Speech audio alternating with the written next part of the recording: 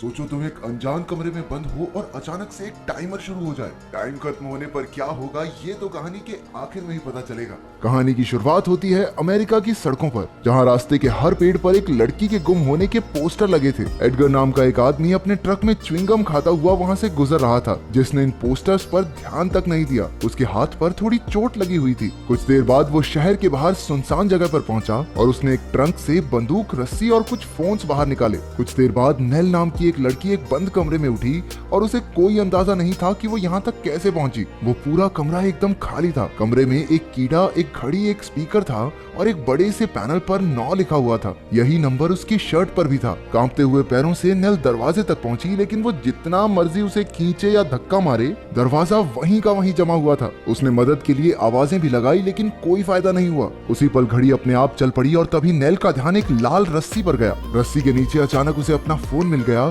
लेकिन वो किसी को कॉल ही नहीं कर पा रही थी क्योंकि उसमें सिम ही नहीं था। फिर उसने रस्सी के सहारे बाहर निकलने के बारे में सोचा। थोड़ी देर बाद उसकी नजर जमीन पर लगे एक धब्बे पर पड़ी जो खून का लग रहा था। उसने ऊपर देखा कि छत पर एक जगह कांच लगा हुआ था। उसने कूद कूद कर उस तक पहुंचने की बहुत कोशिश की, लेकिन वो पहुंच नहीं पाई। नेल ने घबरा कर इधर उधर चक्कर काटना शुरू कर दिया। वो इस कमरे में कर क्या रही थी ये उसकी समझ से बिल्कुल बाहर था। अचानक एक अलार्म बजने लगा और पूरे कमरे की रोशनी हरी हो गई। नेल जमीन पर बैठ गई और उसे लगा कि जरूर कुछ ना कुछ बुरा होने वाला है, लेकिन रोशनी कुछ ही पलों में बंद हो गई। फिर नेल ने अपना फोन फिर से बाहर निकाला और देखा कि सारे नंबर्स डिलीट कर दिए गए हैं। फोन में बस समुद्र की कुछ तस्वीरें थी, जिससे उसे एक गाना याद आ गया। उसमें डॉन नाम की एक लड़की की तस्वीर थी, जिसे देख कर नेल बेहद खुश हो गई। वो सोचने लगी कि आखिर डॉन उसे छोड़कर क्यों चली गई। इसके बाद नेल ने अपना जूता ऊपर कांच पर फेंका ताकि किसी का तो उस पर ध्यान जाए, लेकिन ये पैंतरा भी फेल हो गया। हताश होकर उसने गुस्से में अपना फोन दीवार पर दे मारा, लेकिन वो फोन 9 नंबर के पैनल में फंस गया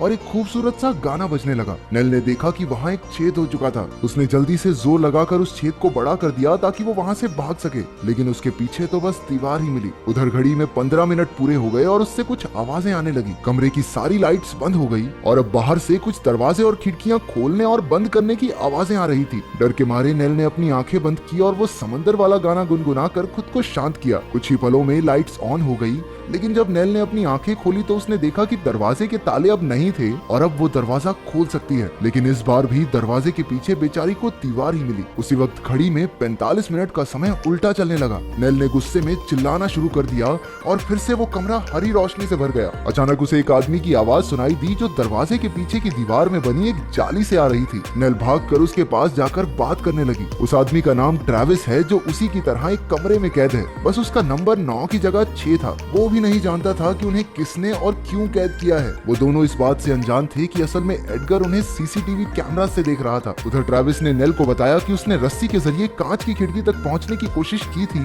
लेकिन खिड़की का हैंडल ही टूट गया। ट्रेविस के बताने के बाद भी नेल ने रस्सी की गांठ बांधकर हैंडल में फंसाई और उसे खींचने लगी, लेकिन उसके भार से वो हैंडल टूट गया। वो सीधा नीचे गिरी और इसी चक्कर में उसका कंधा डिसलोकेट हो गया। नेल का दिमाग बुरी तरह से झन्ना गया। ट्रेविस की आवाज सुनकर वो थोड़ा होश में आई। थोड़ी देर के लिए उसके कानों में तेज आवाजें बजती रही और उसे अजीबोगरीब चीजें भी दिखाई दे रही थी। उसके सर में तेज दर्द था, लेकिन ट्रेविस ने कहा कि उसे जल्द से जल्द अपने कंधे को ठीक करना होगा, नहीं तो थोड़ी देर बाद दर्द बर्दाश्त के बाहर हो जाएगा। फिर नेल ने खड़े होकर जोर जोर से अपने कंधे को आगे पीछे दीवार पर मारा ताकि वो अपनी सही जगह पर सेट हो जाए। इसके बाद उसने ट्रेविस से थोड़ी बातें करके अपना मन बहलाया और फोन में वही गाना चला दिया जो ट्रेविस को भी काफी पसंद आया। अचानक उसके कानों में फिर से तेज आवाजें बजने लगी और उसे फिर से कुछ दिखाई भी दिया। उसने देखा कि एक आदमी उसका हाथ पकड़ने की कोशिश कर रहा था और नेल ने उसी के पेन से उसके हाथ पर वार कर दिया। उधर ट्रेविस पूछने लगा कि उन्होंने ऐसा क्या किया है जो वो यहाँ कैद हैं। उसे तो ये भी शक था कि कहीं भगवान ने तो उन्हें यहाँ नहीं भेजा है। इसी बीच ट्रेविस के चिल्लाने की आवाज आई। वो किसी आदमी से कह रहा था कि उससे दूर रहे। फिर नेल के कमरे की रोशनी भी हरी हो गई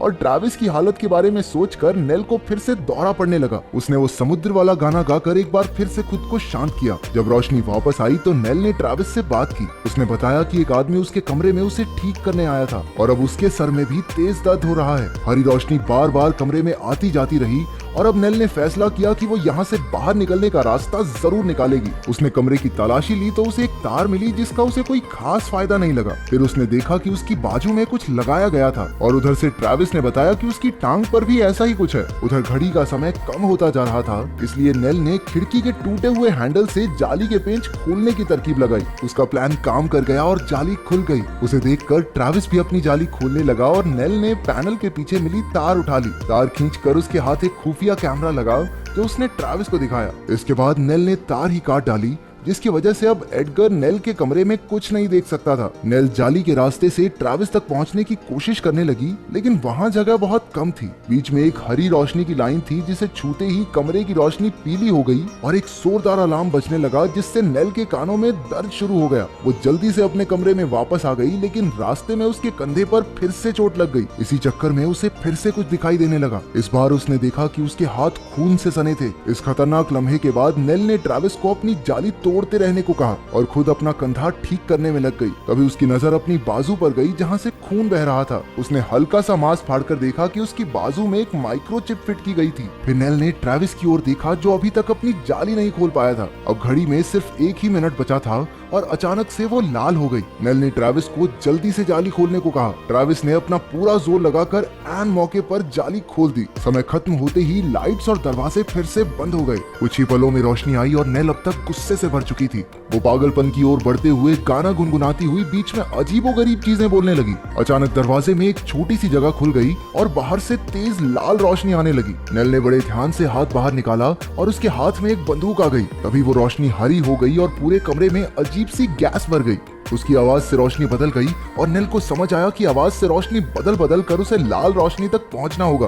उसने ऊपर लगे कांच में गोली दाग दी जिससे लाइट्स का रंग लाल हो गया। उधर एडगर उसे एक नए कैमरे से अब भी देख रहा था। नेल ने रस्सी उठाई और ऊपर फंसा दी जिससे अब वो बाहर निकल सकती है, लेकिन ऊपर पहुंचकर भी कोई फायदा नहीं हुआ। ऊपर छत नहीं बल्कि एक कमरा था जिसमें एक स्क्रीन थी जो चांद सितारे दिखा रही थी। अब वहाँ लिखा हुआ था दी एंड। उसने ऊपर से ट्रेविस के कमरे में झांका। उसके कमरे में भी गैस भर दी गई थी, लेकिन वो नेल जितना हिम्मत वाला नहीं था। अब एडगर नेल से मिलने आ रहा था। नेल भागकर दीवार के पीछे छिप गई और एडगर की नजरों से छिपकर भाग निकली। छुपती छुपाती वो उसके ऑफिस तक पहुंच गई। ये किसी कंपनी की बिल्डिंग लग रही थी। ताज्जुब की बात ये थी कि दिन का समय था, लेकिन बिल्डिंग के अंदर कोई भी नहीं था। नेल एक कमरे में पहुंची जहां पर ट्रेविस की एड बार बार चल रही थी। ये दरअसल रोबोट्स की एड है जो इतने असली लगते हैं कि कोई इंसान इनमें फर्क ही नहीं कर सकता। नेल ने गुस्से में आकर बंदूक से टीवी ही तोड़ दिया। फिर एक जगह उसे डॉन की बड़ी सी तस्वीर दिखाई दी जो कि असल में इस रोबोटिक्स कंपनी की मालकिन है। तभी एक गाइड नेल के पास आया जो अपने क्लाइंट्स को सब समझा रहा था। वो सब नेल को नजरअंदाज करके आगे बढ़ गए। इससे पहले कि नेल को समझ आता कि ये सब क्या हो रहा है, एडगर ने उसे ढूंढ लिया। तभी नेल को झलक दिखाई दी कि उसके चेहरे से कवर हटाने वाला आदमी एडगर ही था। इसी आदमी को नेल ने पेन से मारा था। डर के मारे नेल ने एडगर पर बंदूक तान दी, लेकिन एडगर ने अपने टैबलेट पर ही एक बटन दबाकर उसे ऑफ कर दिया। अब जाकर हमें पता चलता है कि नेल असल में इस कंपनी की एक रोबोट है और उसका मॉडल नंबर है 9। बाद में जब नेल की आंख खुली तो वो उसी समुद्र किनारे बैठी थी। जल्द ही एडगर भी वहां आ गया। नेल ने उस पर वार किया था, इसलिए उसे कुर्सी से बांध कर रखा गया है। ये समुद्र नेल के दिमाग के हिसाब से ही बनाया गया है और अब एडगर ने उससे कैद के बारे में सवाल पूछने शुरू किए। उन्हें कैद में इसलिए रखा गया था ताकि उनके अंदर के इंसानी जज्बातों को परखा जा सके। नेल और ट्रेविस को एक दूसरे का साथ देकर बाहर निकलना था। उन्होंने एक दूसरे का काफी ख्याल भी रखा। एडगर ने पूछा कि क्या कोई समय ऐसा आया जब नेल को अपनी इंसानियत पर ही शक हो गया हो। ये सुनते ही नेल को एहसास हुआ कि वो तो ये तक नहीं जानती कि वो है कौन। दरअसल नेल की ये ट्रेनिंग काफी हफ्तों से चल रही थी और कंपनी उसकी सारी खामियां हटाकर उसे मॉडल 10 बनाना चाहती है। टेस्ट के आखिर में उसकी याददाश्त मिटा दी गई क्योंकि वो इस भयानक सच को बर्दाश्त नहीं कर पाएगी। एडगर ने नेल को ऑफ करके फिर से उसी कमरे में बंद कर दिया। नेल बिना अपनी याददाश्त के एक बार फिर से उठी और एडगर अपने परिवार के साथ कहीं छुट्टियां मनाने निकल गया। क्या भविष्य में एकदम इंसानों जैसे रोबोट्स बन जाएंगे? आपका क्या मानना है कमेंट्स में जरूर बताना।